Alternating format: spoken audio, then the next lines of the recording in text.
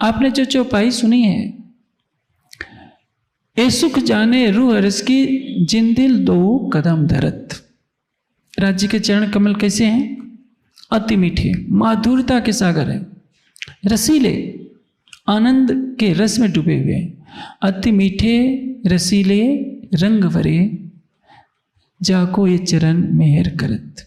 चरणों की में कृपा क्या है कि आपको सारे संसार से ये चरण कमल हटा देंगे और आपके हृदय में युगल स्वरूप की छवि बसा देंगे।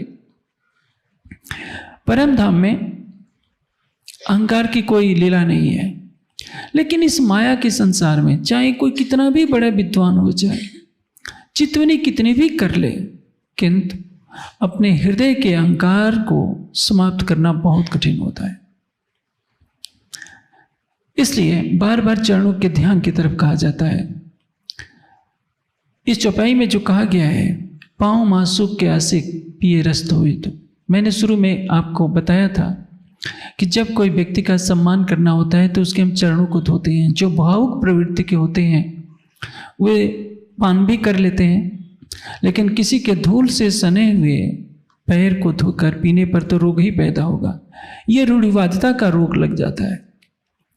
इस परंपरा का मैं समर्थक नहीं कहूँ कि लोग परंपरा में किसी के घर जाइए तो हर कोई कहेगा कि भाई हमें चरण धोना है फिर पीना है, तो क्या है, अंध परंपरा हो जाती है। गुरु पूर्णिमा के दिन प्राय अपने गुरुजनों को लोग ऐसा करते हैं, प्रवाही समाज में बहुत ज़्यादा होता है। उस दिन गुरु के चरण धोकर के पिए जाते हैं, लेकिन एक परंपरा निभाई जाती है।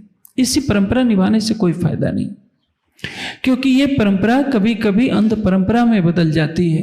हृदय में भाव नहीं है, औपचारिक रूप से किसी के पैर धोकर के पीने से कोई विशेष उपलब्धि नहीं होती है, लेकिन इसका जो आध्यात्मिक अर्थ है, पाँव मासूक के आशिक पिए रस धोए धोए।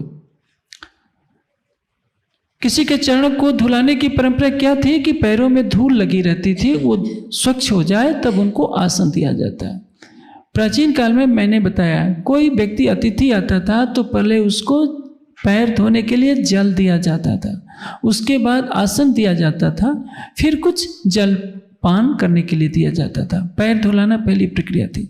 लेकिन प्रेम में एक ब्रह्मात्मा के लिए राज्य के चरण कमल ही सर्वस्व हैं, जिसके हृदय में युगल स्वरूप के चरण कमल बस गए कि सुख जाने रूह रस की जिन दिल दो कदम धरत।